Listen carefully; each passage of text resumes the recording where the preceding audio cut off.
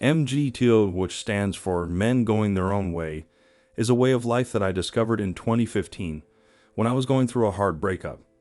I can still remember the great salmon videos I saw and how much they made me think. Since 2015, a lot has changed, so I'd like to talk about some of the things I like and respect about MGTOW, and some of the things I don't. Women are not all there is. I'm from a toxic Latin American culture where women are treated like gods. Everything is about them, and the kings are the men who pick up the most women. I don't deny that being the stud gives you a certain status, but I have to say that this makes men seem very simple. Does the fact that I'm good with women make up all of my worth? What about doing the right thing? What about getting ahead in your career? What about having a life that is fun and exciting?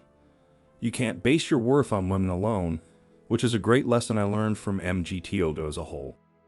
There are a lot of risks when you get into a relationship these days. It could be because a woman could make up a lie about you, or because she could leave you or get a divorce and take half of your stuff.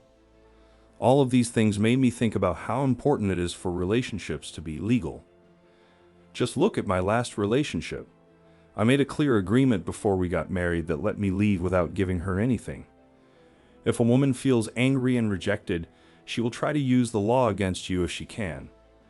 When I get into a relationship, I have a clear picture of the legal risks, so I am more careful than I have ever been. Some women are just insane. Show me a man who hasn't been with a crazy girl. Maybe the NCLs don't. In all honesty, crazy women will also cause you trouble because they can use the law or other people to mess you up. You have to watch out for warning signs that some crazy women show, like, she was too sexually active. She is too attached and wants a relationship to move too quickly. She is too envious. She talked about sex openly at first, but now she uses it to try to control you. Again, there are a lot of signs, but you have to be aware of them. After a few times around the block, you won't fall for these tricks. Now let's talk about some of the things I don't like about MGTOW. Always angry about women. Don't get me wrong, I also have some anger toward women. These days, it seems like they have all the power in relationships. They put you in your place as if you were never there. They make good men act like bad people. In my first few articles, you can feel how angry I was. The thing is, at some point, you have to stop. You can't keep doing this for a long time. One must move on and think about themselves. So, stop posting about the wall and the single mom video every time you're angry. Do something more useful instead. Some MGTOW deal with too much. I think a lot of supposedly said MGTOW men are always figuring things out. They think that women will pay the price in the end, and that the wall will give them the last laugh. They think that when they are successful, women will come to them and beg to be in a relationship with them.